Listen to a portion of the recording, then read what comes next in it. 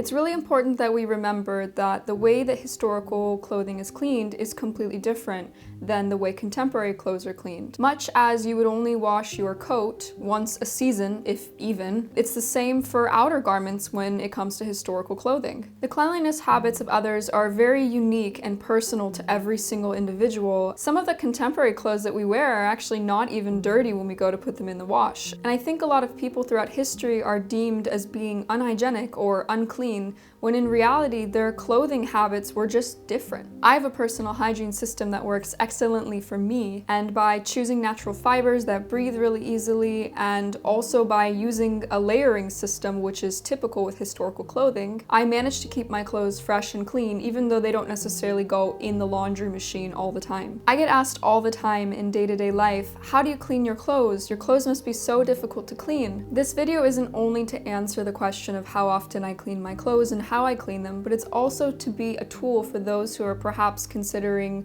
wearing more historical clothes in their day-to-day life, because then you can get a head start on knowing how to clean your own clothes potentially, which will hopefully help to demystify the experience of cleaning your own historical clothing. A quick note, this is not a video on how to clean and care for antique garments. That's a completely different ballgame, and they're extremely difficult to clean, and many other precautions need to be taken. This is just the experience of cleaning my own clothes, which happen to be historical or historically inspired. The four main points of this video are vodka, but not for drinking, many undergarments, spot cleaning, and finally dress shields. I'll be going into greater detail on each of these points throughout the video, and what these basically allow me to do is to take longer durations of time between when I actually need to put my clothes into the washing machine or take them to a dry cleaner. I'll just point out that this process is likely different for everybody. The frequency at which you clean your clothes has to do with your body chemistry, the type of material, the conditions you're in when you're wearing your clothes, and so many other contributing factors that really do change the way your garments react to just the human body. For example, if you stay at home a lot and you live in a colder weather climate, there's a good chance that you're going to be washing your garments a lot less frequently than someone that lives in hot weather or has a very active lifestyle. Historically, people wore a lot of undergarments, and the outer garments that you would see in pictures or in drawings were never ever worn just on their bare skin. The layering system often consisted of a shift or chemise, then followed by stays or a corset, and then you'd often have petticoats and more petticoats and a chemisette or a corset cover or whatever else, or a fichu. There were so many different layers that would go into creating the historical silhouette. And then finally, the final garment that would go on top is normally what you would see out and about. That's why I compare the outermost historical layer to the same as a coat today, because it really does have a similar use.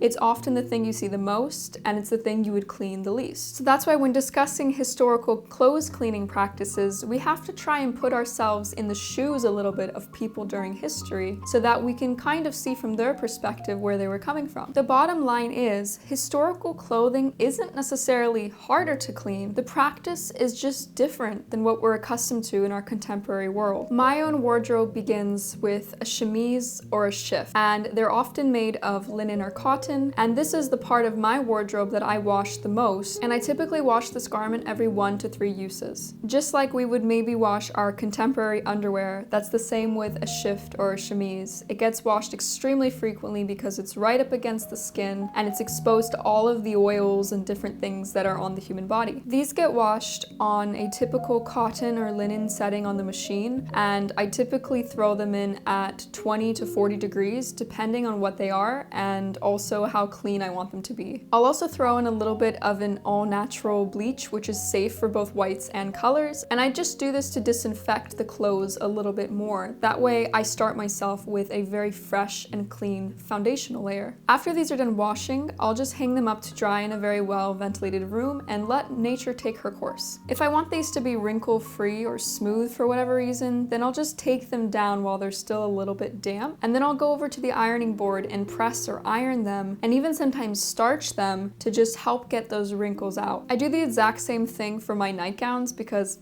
Yes, I do wear Victorian or Georgian-ish nightgowns, and since these are made out of cotton or linen as well, they go through the exact same cleaning and drying process. Underneath the shift or chemise, I always wear silk, cotton, or wool stockings, and if they're silk or wool, then I usually will wash them on a cold setting, and there is a special wool and silk setting on my machine, so I do utilize that to help prolong the life of the stockings. I always wash these with a gentle detergent because wool and silk are a little bit more delicate with the way that you have to wash them than say cotton is. But for my cotton stockings, I just throw them into the machine at 30 degrees just like I do with my shift or chemise, because oftentimes my cotton stockings are colorful. My wool and silk stockings get hung up to dry in a well-ventilated room but away from direct sunlight, and that's because sunlight can have very harsh effects on both silk and wool, and it can cause all sorts of prolonged damage. During the Victorian era especially, for those who could afford it, stockings were washed very frequently, and this is because it was considered quite hygienic throughout different periods in history to frequently wash your stockings. Because of this fact, and just because obviously stockings do get sweaty and other things, I like to wash mine every 1 or 2 wears, depending on what I am doing that day. So if I'm sitting at home and not really wearing shoes and everything's getting plenty of air circulation, I don't really feel the need to wash my stocking that day. I can just do it the next day once I've worn them a little bit longer. I also sometimes wear drawers or bloomers, and these get washed much the same as a shift or chemise does because they're both made from cotton or linen fabric as well. The petticoat is usually the next garment, though sometimes I wear it underneath the corset or stays, and sometimes I wear it above, depending on what material it's made of and how the fit is. For example, this 18th century wool flannel petticoat, which I teach you how to make in a previous video, linked above, that one I usually wear underneath my stays or corset because I find that it helps to keep me a little bit warmer and more insulated. Additionally, the waistband is quite thin, so I don't feel like it's irritating or anything when it's underneath my stays. Because wool has natural antimicrobial properties, it doesn't have to be washed as often as some other types of materials. If my wool petticoat is underneath my stays, then I'll usually wash them once or twice a week, but if they happen to be over the stays and aren't making any direct contact with my skin, I can wait an entire month or so to wash them because they don't actually get odorous or anything like that. I clean most of my wools in the washing machine on a special wool setting at 20 or 30 degrees Celsius, and I usually throw in an Ecover natural detergent, which is specifically designed for both wools and silks. Finally, I hang my wools to dry or I lay them flat, and I keep them in a well-ventilated room away from any direct sunlight. If a petticoat is made from linen or cotton, it gets washed the exact same way as my shifts and chemises, and usually these tend to be made from white material as well, so the whole thing actually can go into one big wash load together. The next very important part of my foundational garments are corsets, stays, and jumps. And I wash these not so frequently, but that's because I have a rotation of several different options that I can cycle through, and I try not to wear the same corset or stays day after day because it does tend to wear them down a little bit more. These I usually wash about once a month, but that really does depend on what material they're made out of because some people do wear silk stays or corsets, and those have to be treated completely differently. I personally like to get my corsets and stays made out of cotton or linen material, and that's because I want to be able to clean them much more frequently than, say, a pair of silk stays. For my linen and cotton corsets, I wash them by hand in cold or lukewarm water, and in between washes, I use spot cleaning, and also a very useful little trick, which is the cheapest and strongest vodka that you can find in the grocery store. You can add this vodka directly into a spray bottle and just spritz it on to anything that you need for bacterial growth to stop happening. This really helps to contain any kind of scents or smells, and it doesn't necessarily clean the garment, but it does help to prevent any more harmful bacteria from growing on the garment. This in turn prolongs the amount of time in between washes. One really important thing to do after you take off your corset or stays is to hang them to dry in a well-ventilated room overnight or even for the next day as well, and that's because moist and damp conditions facilitate the growth of of bacteria and different molds and microbes. By allowing your corsets and stays to completely dry out before you put them on again, it really helps to keep them fresh and clean and reduces the amount of bacteria that's allowed to continue growing on them, especially if you pair this up using also the vodka trick. A lot of you probably know this already, but corsets and stays were never worn on bare skin. They would always be worn with a shift or a chemise underneath, just like the first layer that I talked about. And while it might seem odd that I'm only washing them, once a month or so, this actually really isn't unusual because of the way that I take care of the garment in between washes, and also just the fact that they're not directly ever on my skin. Then with chemisettes and shirtwaists or Garibaldi shirts or corset covers, all of these will be washed the same as a shift or chemise, depending on what they're made of course, but typically my options are made from cotton or linen, so they all just go into that other big load with the other white foundational garments. I will, however, wash these typically less frequently than a shift or chemise, and that's just because there are so many other layers underneath that I only feel like I have to wash them every 3 to 5 wears instead of every 1 to 2 wears. The final element of my foundational garments is usually a bum pad, a hip improver, a bum roll, something in this nature, and each of these of course gets washed a little bit differently, but generally I own linen or cotton that is stuffed with wool or fabric scraps or some type of other fabric material, and these can usually be hand washed or machine washed on a low temperature setting, just like you would with most cotton or linen garments. Now comes the really fun part, all of the outer garments. Outer garments vary heavily in the materials used and the fabric choice, so it's hard to just group them all into one batch. Instead, I'm going to try and group them more so into fabric content, but do note that this is just my experience in general, and there could be reasons why your garment should not be washed in the same manner. Personally, with my own outer garments, I try to prioritize practicality, which is why I actually shorten the hems of most of my skirts to ankle bone length, because I feel that this really gives them a practical element that allows me to move around town or go on walks without having to constantly worry about cleaning my train when I get home or bringing in dirt and other debris into the house. Whether or not everyone might agree, I would say that quite a bit of historical clothing, especially for the lower and working classes,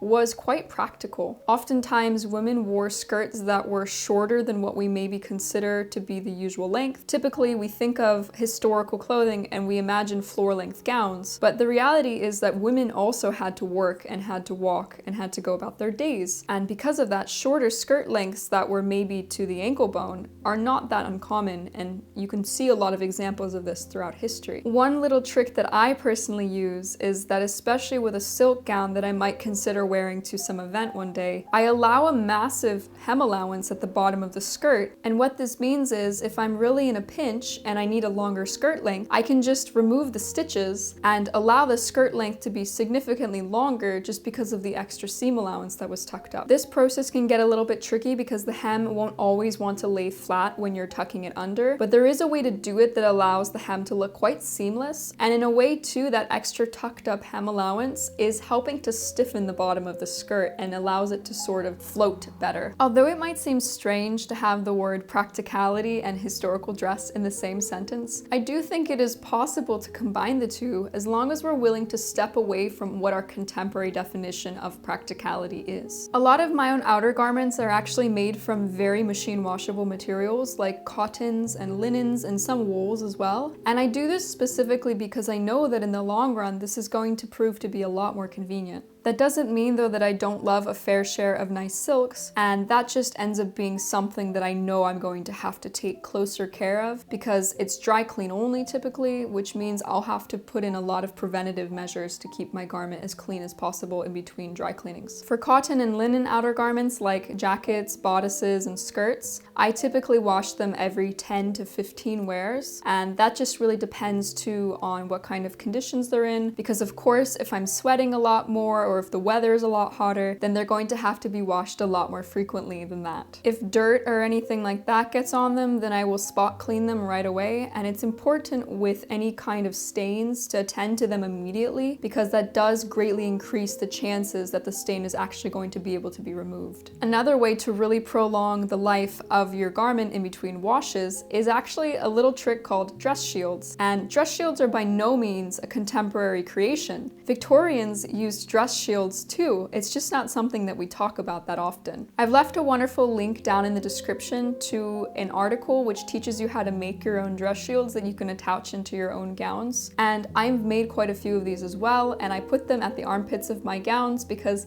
then that means that I can wash those a lot more frequently and just unpin them from the dress inside. And that means that the gown itself is getting protected in the areas where it is going to get the dirtiest the quickest. With any of my wool outer garments, I usually wash these on a special wool setting, just like I do with the wool under petticoat that I mentioned earlier. The final type of clothing that I'm going to be talking about is silk gowns, and I've definitely left the most complicated for last. So now with the 4 things that I mentioned earlier in the video, dress shields, vodka, spot cleaning, and layering up. All of these 4 things are going to contribute to protecting your silk garments. Especially with silk taffeta, the stiffening material will get ruined if it goes into contact with water. After each wear, when I come home and get ready for bed, I always spray my silk garments at the most troublesome areas with the vodka spray. Next, I check the entire garment for any types of stains or marks, and I spot clean those and attend to those immediately. And finally, because I've put dress shields in the garment as well, the most vulnerable area, or the armpit area, is going to stay far cleaner, so then I can just quickly unpin the dress shields and throw them in the wash like I do with my shifts and chemises. Because of all these preventative measures that I'm using to take care of my taffetas, I'm able to get away with only taking them to the dry cleaner every 10 to 20 wears, depending on the time of year, of course, and how my body chemistry is doing, and a number of other factors. I also love to spray myself with a light dusting of an all-natural organic floral perfume like lavender or rose oil, and this just really helps to keep me feeling fresh. And I do of course wear an all-natural deodorant as well, though it did take me quite a few years to find one that really worked for my body chemistry. So if you're having the same struggle, I just recommend continuing to try new products until you really find one that works the best for you. Historically, people did often wear light mistings of various perfume oils, and I would love to know what those smelled like, because